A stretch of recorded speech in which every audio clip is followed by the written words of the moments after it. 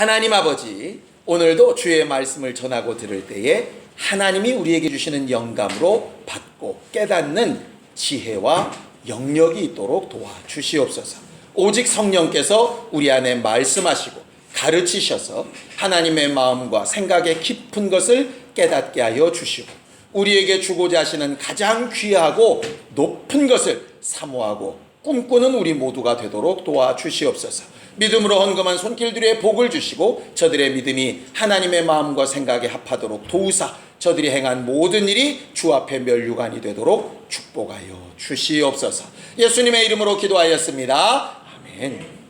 하나님의 말씀은 디모데후서 2장 1절에서 13절까지 말씀을 함께 같이 합독하겠습니다. 디모데후서 2장 1절에서 13절까지 말씀을 함께 같이 합독하겠습니다.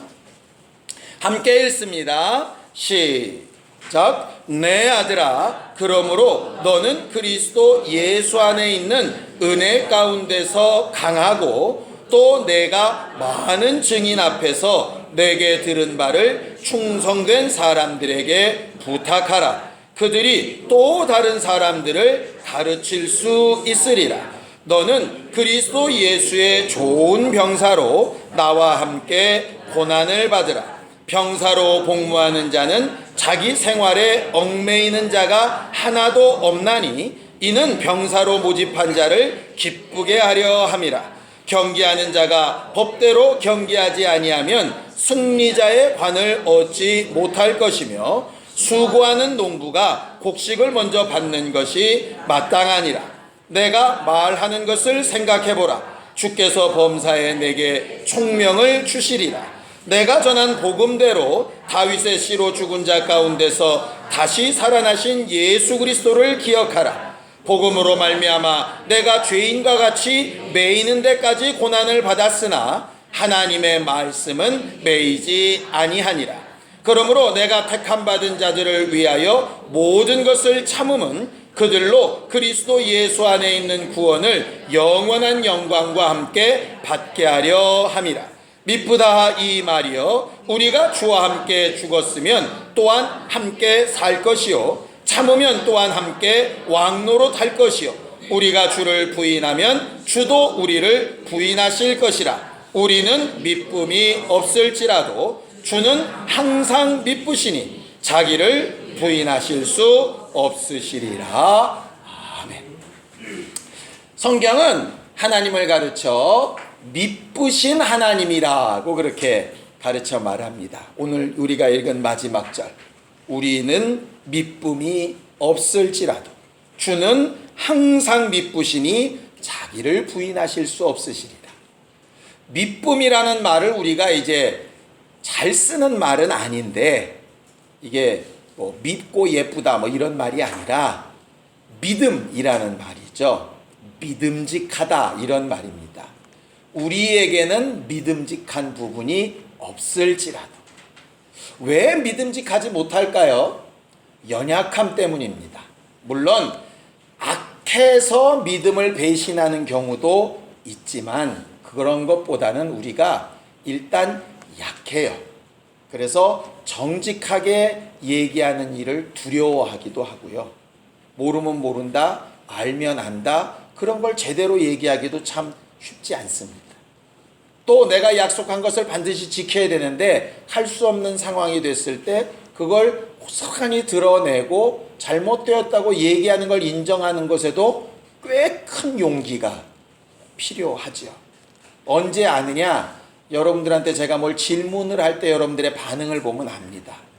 1번일까요? 2번일까요? 그러면 한 60, 70%는 대답을 안 해요. 왜? 안 맞았을 때 민망할까봐 아예 아무것도 안 하지, 우리는 주로. 그러니까 미쁨이 없다라고 하는 말은 주로 그런 부분입니다. 연약하여서 지킬 수 없고 자기 자신이 한 것조차도 이룰 수 없는 연약함. 그런데 하나님은 항상 미쁘신 분이시기 때문에 자기가 한 말이나 행동을 절대로 부인하실 수 없는 분이에요. 그래서 믿음 생활이라고 하는 것은 하나님은 하나님이 약속하신 말씀, 하나님이 우리에게 계약과 같이 하신 그 말씀을 절대로 부인하거나 부정하거나 변명하거나 바꾸시지 않는 분이라고 믿는 것입니다. 그래서 우리의 믿음을 히브리서 11장 6절엔 이렇게 얘기하죠. 믿음이 없인 하나님을 기쁘시게 못하는데 믿음은 반드시 두 가지를 믿어야 된다라고 얘기합니다. 첫 번째가 뭡니까? 하나님이 계신 것. 두 번째는 자기를 찾는 자들에게 상 주시는 것. 결국 하나님이 지금도 나와 함께하고 계시다라는 것을 믿는 것과 지금 내 신앙생활을 보시고 반드시 상을 주시는 분이라고 하는 것. 이 두 가지가 결국 믿음의 큰 두 가지 줄기입니다. 근데 보통 우리는 교육을 받기를 당연히 받아야 될 상이나 대가도 뻣뻣하게 당연하듯 받으면 뭐가 없다는 소리를 듣냐 하면 싸가지가 없다는 소리를 들어요. 그래서 정당하게 내가 받아야 되고 요구해야 됨에도 불구하고 뭘 이런 걸 다 꼭 이렇게 꼭 붙여야 좀 사람이 인격이 좀 된 것 같이 느끼는 착각에 좀 빠져 있는 경우가 있는 것 같아요. 그래서 신앙생활 할 때도 무슨 상까지 구원만 해주셔도 감사하지 뭐 이렇게 얘기하는 경우들이 있는데 참 인격적으로는 훌륭하나 믿음으로는 아닙니다. 믿음은 분명히 하나님이 약속하신 부분을 그대로 믿는 것이에요. 그래서 우리가 하나님이 우리와 함께 하시고 예수의 피가 우리와 함께 하고 성령이 우리와 함께 하셔서 우리가 구원받은 것을 확실히 믿는다면 그 구원받은 사람들이 행한 행동의 결과로 하나님을 찾은 결과로 반드시 상도 주시는 것을 믿고 바라고 소망해야 되는 것이라 이 말이죠. 그런 면에서 보면 우리가 지난 오후 모임 때 들었던 것처럼 강성훈 집사님은 대단한 믿음의 사람이 확실해요. 왜냐? 내가 차 사고를 2번 냈던 안 냈던 상관없이 주인은 나랑 몇 개월 후에 월급을 올려주기로 약속했잖냐? 그 약속을 지키라. 고 이렇게 당당히 자기의 권리를 얘기하는 건 하나님 앞에 동일한 믿음입니다. 그러니 우리가 좀 연약해 보이고 부족한 부분은 회개할 부분이고요. 우리가 하나님 앞에 잘하고 반드시 받아야 될 부분은 또 요구하고 취해야 되는 것이 우리의 믿음이 맞아요. 그래서 제발 하나님 앞에서만큼은 뭐 이런 걸 다 이렇게 하지 않는 우리가 되기를 예수님의 이름으로 축원합니다. 그래서 요즘 친구들은 그런 부분에 굉장히 익숙해져 가고 있는 것 같아요. 그러니까 예전과 좀 다르다 이 말이죠. 그러니까는 예를 들어 야근을 했거나 아니면 휴일날 근무를 했거나 누굴 대신해 뭘 일을 했으면 반드시 정당하게 요구를 해요. 그러니까는 기성세대는 그게 좀 싹수 없이 보이는데 젊은 친구들은 너무 당연한 거예요. 그렇잖아요. 자기들이 쉬어야 될 딱 찾아 먹어야 되고 안 해도 될 일을 굳이 했을 때는 그만한 대가가 있어야 돼요. 그렇게 관계가 형성이 되려면 중요한 게 하나 있어요. 뭐가 분명해야 될까요? 약속이 분명해야죠. 그래서 옛날은 그냥 알바하면 야 그냥 몇 시부터 몇 시까지 해 말로 됐어요. 근데 요새는 그게 안 되죠. 정확해야 돼요. 몇 시부터 몇 시까지 시급은 얼마 초과되면 어떻게 되고 뭐 이렇게 분명하게 얘기를 한다고요. 왜냐하면 계약이 부정확하면 나중에 문제가 돼요. 옛날은 계약이 부정확해도 됐어요. 왜? 주고받는 사람도 부정확했어. 그런데 하나님 앞에서는 주고받는 게 정확해야 되기 때문에 하나님 앞에 약속도 분명해야 되는 거예요. 그러니까 이 정도쯤이면 하나님이 뭐 잘 알아서 날 판단해 주시겠지 했다가 이제 낭패 보는 경우가 생기고요. 아 이런 거는 하나님이 봐주시겠지 했는데 아닌 경우가 생겨서 낭패 보는 일이 생긴다 이 말이죠. 과거처럼 살려고 하지 마시고요. 야 너 나 못 믿냐? 이렇게 하지 마시고 계약 관계가 분명해야 되는 거예요. 그래서 말씀으로 돌아가자고 하는 거예요. 내 생각에는 하나님이 이럴 것 같아가 아니라 하나님이 정확하게 뭐라고 하셨냐고 계약서로 돌아가자고 계약서로. 그래서 말씀으로 돌아가는 거 굉장히 중요한 문제이고 오늘 본문은 바로 그 부분에 대해서 이야기하는 겁니다. 성경은 우리의 신앙생활을 가르쳐서 뭐 하는 신앙생활이라고 되어 있냐 하면은요, 하나님 앞에 면류관을 취하는 신앙생활이라고 말을 하고 있어요. 자, 성경을 좀 보죠. 고린도전서 9장 25절입니다. 고린도전서 9장 25절입니다. 함께 읽겠습니다. 시작. 이기기를 다투는 자마다 모든 일에 절제하나니 그들은 썩을 승리자의 관을 얻고자 하되 우리는 썩지 아니할 것을 얻고자 하노라. 그렇게 말을 하죠. 우리의 신앙생활은 썩지 아니할 영원한 관, 영광, 상급, 보상을 바라고 자기 자신을 절제하는 사람들이 신앙생활하는 사람들이라고 그렇게 말하고 있어요. 우리가 하는 신앙생활은 결코 헛되지 않고 마지막 날에 반드시 면류관과 승리의 상으로 보상이 있다라고 그렇게 약속하고 있는 것이죠. 그런데 그 면류관의 용도가 뭐냐? 지난번에도 한번 말씀드렸지만 다시 한번 읽습니다. 요한계시록 4장 10절입니다. 요한계시록 4장 10절입니다. 함께 읽겠습니다. 우리가 준비해야 될 승리의 관, 그 면류관의 용도가 무엇일까? 자, 요한계시록 4장 10절 함께 읽습니다. 시작. 24장로들이 보좌에 앉으신 이 앞에 엎드려 세세토록 살아계시는 이에게 경배하고 자기의 관을 보좌 앞에 드리며 이르더라. 이렇게 되어 있습니다. 천국 예배를 이야기하고 있는데요, 천국 예배에 필요한 것이 뭘까? 천국 예배에서 설교 있을까요, 없을까요? 저는 없을 것 같아요. 왜냐하면 계시록을 안만 읽어봐도요, 예수님이 설교하셨던 내용이 안 나와요. 그냥 예수 자체가 그냥 말씀이고 예수를 보고 대화하는 것만으로 이해가 되니까 저 같은 사람이 서가지고 하나님의 마음은 이런 겁니다, 뭐 이렇게 설명할 필요가 전혀 없죠. 그냥 보고 알면 되는데 설교 필요 없습니다. 헌금 필요할까요, 안 할까요? 필요 없겠죠. 뭐 거기서 돈 버는 일이 없는데 무슨 헌금이 필요하겠어요. 성전 지을 것도 없는데 헌금 없습니다. 기분 좋죠. 기도 필요할까요, 안 할까요? 기도가 뭐 필요하겠어. 얼굴 바로 뵙고 있는데 그냥 말하면 되지. 잠깐만 계셔보세요. 그리고 눈 감고 믿습니다, 이렇게 할 필요가 없지 않겠습니까? 누가 대신해서 기도해 줄 것도 없고. 그렇다면 남는 건 찬양과 영광 돌리는 밖에 없는데, 찬양과 영광을 뭘로 돌릴 건가를 봤더니 오늘 24장로가 자기 면류관을 벗어서 드리더라. 이렇게 돼 있어요.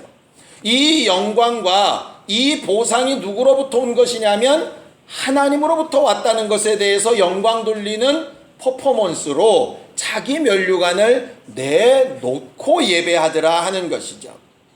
근데 생각해 보세요. 정작 하늘 예배에 갔는데 남들은 다 내어드릴 면류관이 있는데 나에게 내어드릴 면류관이 없으면 상황이 어떻게 될까?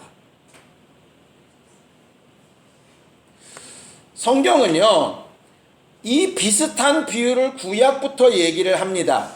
성막에 들어가서 하나님을 만나 뵐 때 꼭 필요한 게 있습니다. 그게 없으면 성막에 들어가서 하나님을 뵐 수가 없어요. 뭐가 있어야 되죠?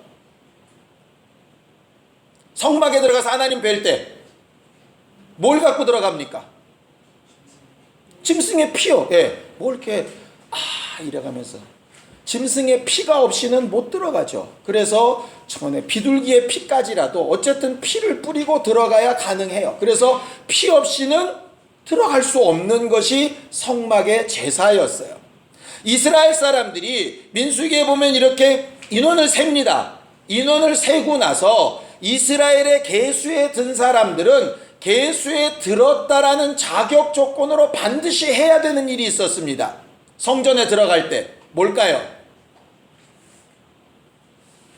반 세겔, 1년에 반 세겔, 자기의 반일 품삯을 꼭 내게끔 돼서, 부자라고 더 내는 것도 아니고 가난한 사람이라고 조금 내는 것도 아니에요. 자기가 이스라엘 민족에 속한 사람이라는 뜻으로 꼭 반세겔을 가지고 들어가게끔 되어져 있어요. 아무리 가난해도. 그게 자격이었어요. 그게 신약 교회에 와서는 이 예배당에 많은 사람이 오고 갈 수 있고 자기 마음대로 할 수 있지만 예배가 예배답게 하나님 앞에 성공되려면 뭐가 있어야 되겠어요? 예수의 피, 예수의 이름 있어야 되겠죠. 예수의 피와 이름 믿지 않고 예배 시간에 앉아있는 예배는 하나님과 무관하니까 결과적으로 신약 예배도 하나님 앞에 반드시 들고 들어가야 될 자격이 예수의 피와 이름이 있는 거예요. 동일하게 천국 예배에서 꼭 있어야 될 자격 조건이 뭐냐 하면 바로 면류관이에요. 천국에는 예수 이름과 피만 있으면 들어가요. 구원받을 수 있어요. 그런데 그 천국 예배의 모습을 보면 자기 면류관을 내어 드려야 되기 때문에 마치 반세겔처럼 짐승의 피처럼 예수 이름처럼 우리가 하나님 앞에 가진 우리 면류관이 있어야 한다. 그러니 면류관 없어도 괜찮습니다. 천국만 들어가지 예배 시간에 들어오지 못하고 슬피 울며 이를 갈아도 괜찮습니다 하는 말과 똑같은 말이 될 수 있단 말이죠. 그래서 우리는 예배하기 위해서 천국에 들어가서 내가 받은 영광을 하나님 앞에 그대로 돌려드리기 위해서 이 땅에서 우리의 면류관을 잘 준비하는 사람들이 되어야 할 것이에요. 자, 그럼 중요한 것 하나 있겠죠. 면류관이 뭘까요? 그 승리의 관이란 게 뭘까요? 뭐가 면류관입니까? 주일 성수 계속해서 한 번도 주일 안 빠지면 면류관일까요? 아니면 직분을 한 번도 쉬지 않고 끝없이 계속 감당하면 그게 면류관일까요? 아니면 헌신을 엄청나게 하고 건물을 막 지어대면 그게 면류관일까요? 뭐가 면류관일까요? 면류관. 성경에 면류관 얘기를 굉장히 많이 하는데 성경은 뭐가 면류관이라고 아주 딱 못이 박혀서 얘기하는 두 구절이 있습니다. 성경을 좀 보겠습니다. 자, 데살로니가전서 2장 19절입니다. 데살로니가전서 2장 19절입니다. 함께 읽겠습니다. 데살로니가전서 2장 19절입니다. 함께 읽습니다. 시작. 우리의 소망이나 기쁨이나 자랑의 면류관이 무엇이냐? 그가 강림하실 때 우리 주 예수 앞에 너희가 아니냐 그랬어요. 여기서 말하는 너희는 데살로니가 교인들 얘기하는 것입니다. 면류관은 돈도 아니고 직분도 아니고 시간도 아니에요. 면류관은 뭐냐면 영혼이에요. 영혼. 또 볼까요? 자, 빌립보서 4장 1절입니다. 빌립보서 4장 1절입니다. 함께 읽습니다. 시작. 그러므로 나의 사랑하고 사모하는 형제들, 나의 기쁨이요 면류관인 사랑하는 자들아, 이와 같이 주 안에 서라 그랬어요. 여기도 면류관을 누구로 지칭하냐 하면 영혼으로 지칭하죠. 근데 문제는 이렇게 얘기하면 면류관은 전도해야 되는 거구나. 큰일 났다. 난 전도 한 명도 못했는데 면류관 없겠다. 이렇게 생각하겠죠? 그런데 한 가지 생각해 보세요. 데살로니가 교인들을 바울이 다 전도했나요? 빌립보 교인들을 바울이 다 전도했습니까?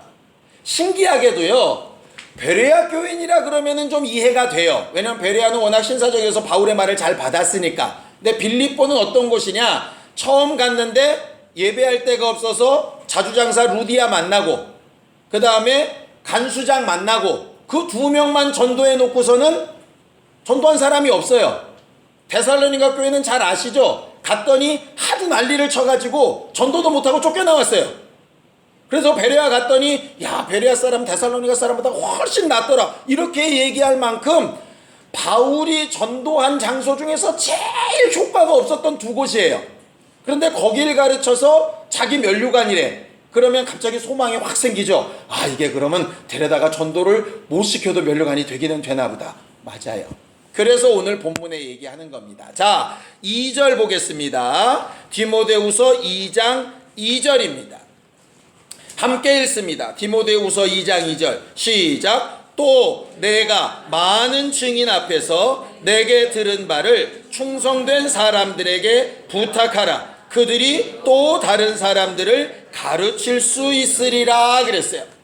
가장 강력하게는 불신자를 내가 가서 예수를 전하게 해서 믿게 하고 성도가 되게 하는 것이 가장 큰 면류관이겠고, 그렇게 할지 못했다면 충성된 자들에게 복음에 대하여 이야기하고 간증하고 내 믿음에 대해서 선언하고 함께 전도해야 된다고 돕고 그들을 후원하고, 어떤 경우에는 누가 데려온 자를 관심 주고 그를 위로하고 기도해주고 말씀을 가르치기도 하고, 그것도 어려우면 찾아 돌아보기도 하고, 어떤 형태로든 간에 마치 여호수아가 나가서 칼 들고 칠 때 모세는 위에서 손 들고 기도하듯이 누가 나가서 전적으로 영혼들을 데려올 때 누구는 그들을 위해서 기도하는 것처럼, 어쨌든 영혼이 예수를 믿고 알고 변화되고 고침받고 그들이 또 성장해서 또 다른 자들에게 복음을 전하게 할 수 있도록 했던 모든 것, 그것이 결국 어디에 연관되냐 하면 면류관에 연관이 되는 거죠. 그러니 아까는 아니요 라고 얘기하는 것처럼 했지만, 사실 주일 성수를 열심히 하는 것도 면류관일 수 있어요. 왜? 영혼을 위한 것이라면 말이죠. 직분을 감당하는 것, 헌신하는 것, 교회를 세우는 것, 찬양하는 것, 봉사하는 것 다 마찬가지입니다. 면류관일 수 있어요, 목적이 영혼이라면. 근데 반대로 뭔가 열심히는 했는데 영혼이 목적이 안 되면 사실은 무익한 거죠. 이런 겁니다.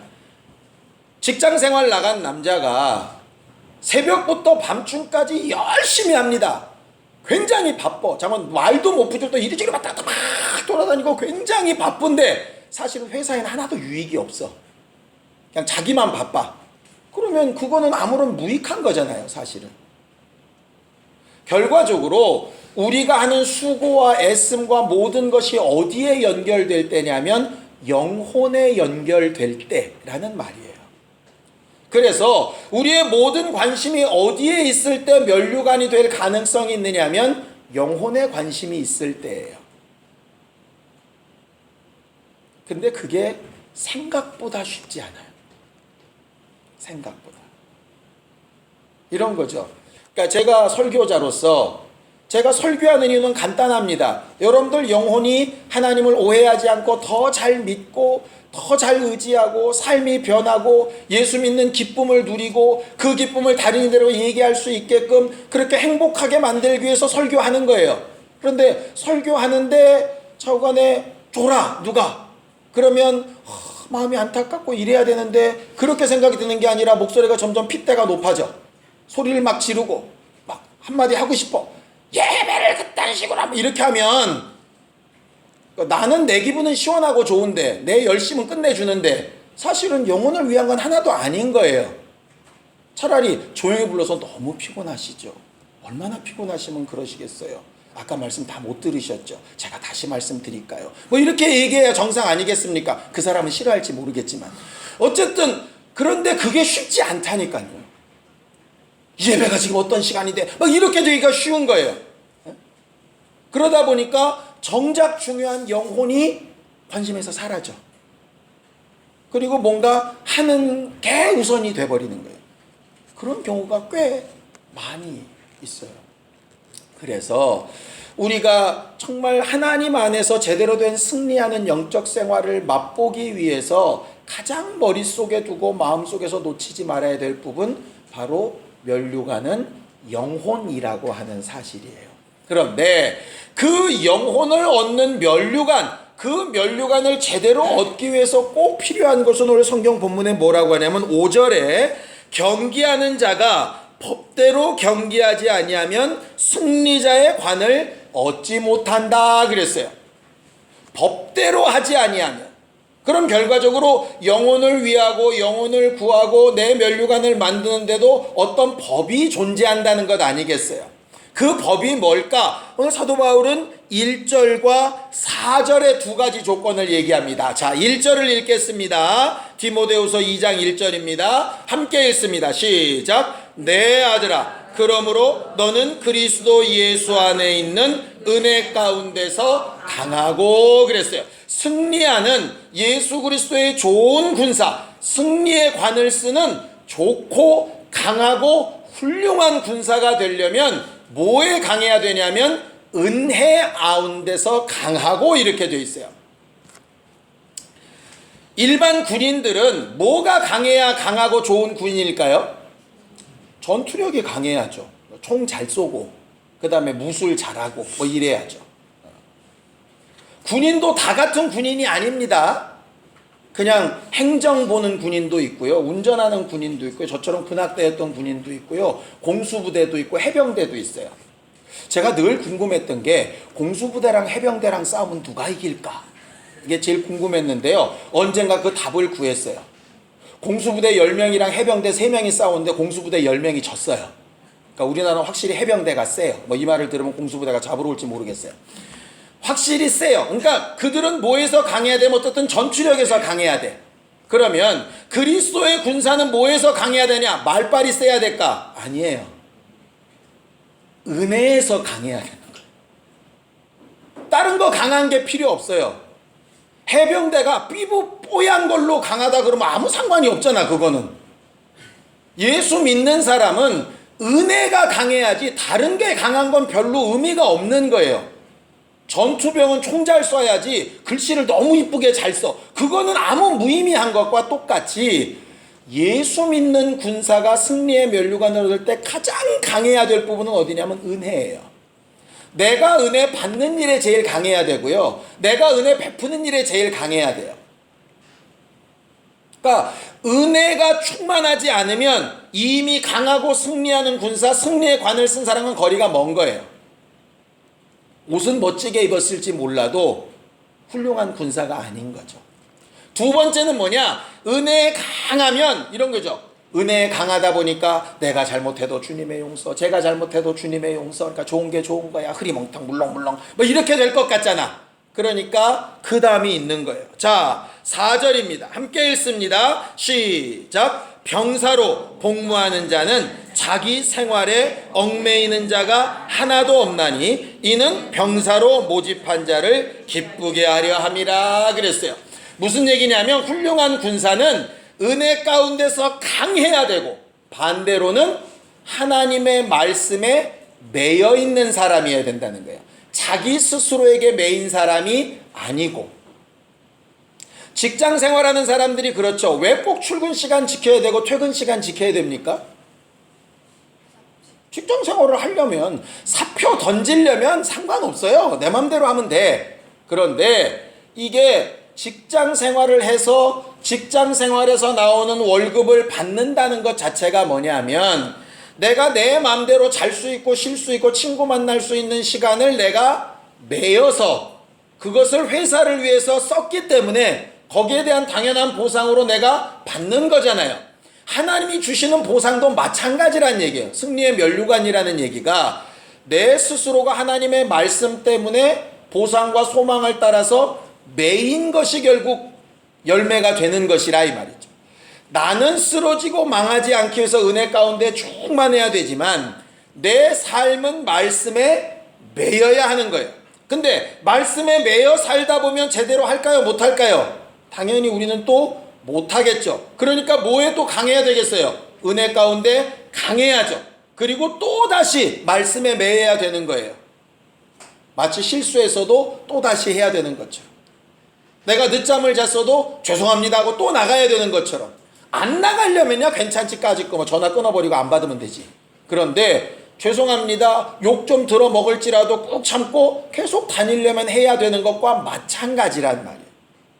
그리고 나아가서 하는 모든 일, 만나고 먹고 대화하고 하는 모든 일들을 어디에 우리가 다 매이냐면 거기에 이렇게 매이죠.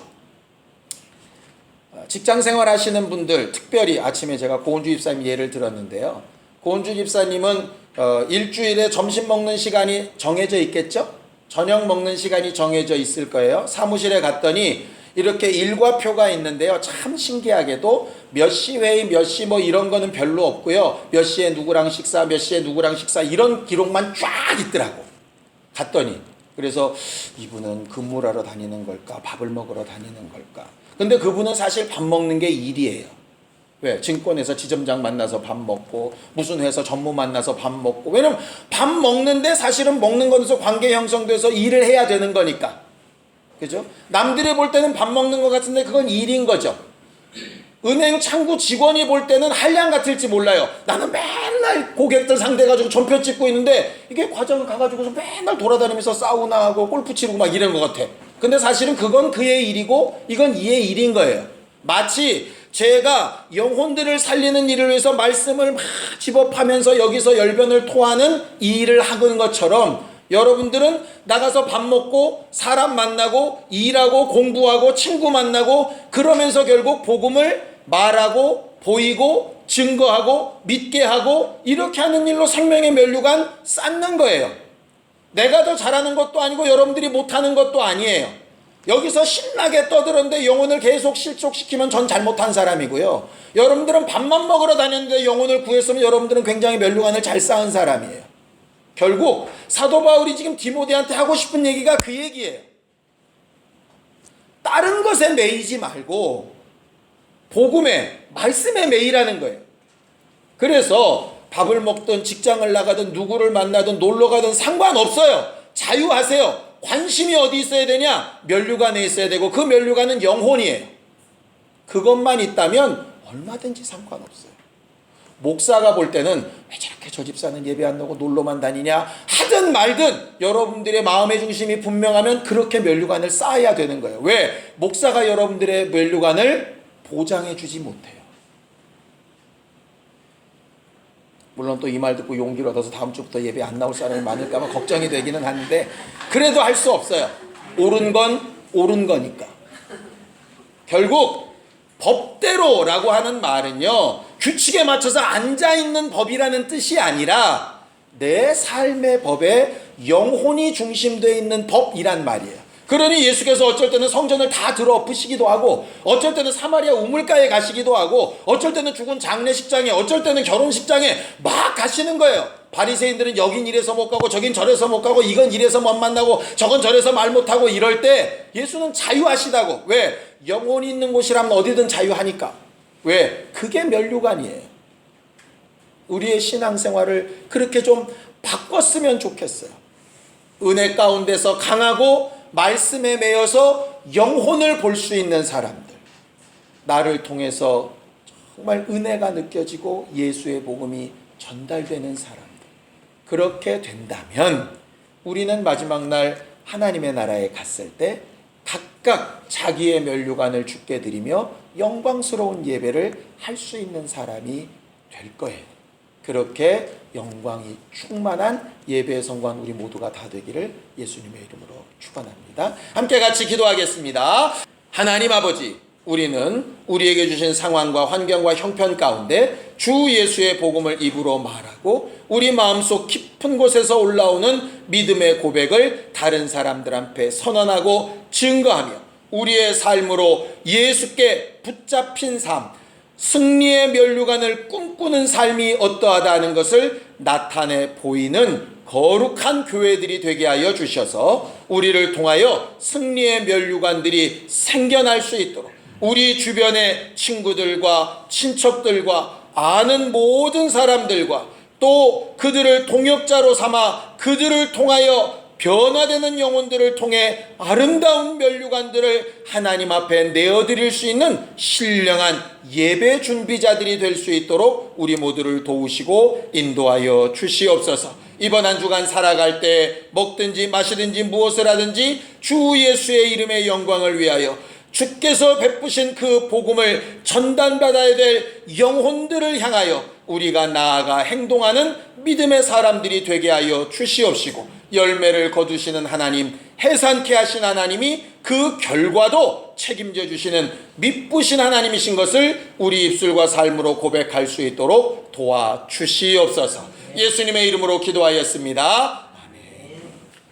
이제는 우리 주 예수 그리스도의 은혜와 하나님 아버지의 극진하신 사랑과 성령님의 감동하시고 함께 하시는 분명한 증거가 법대로 승리의 관을 쓰길 원하는 우리 모두 위에 이제부터 영원까지 함께 있을지어다. 아멘.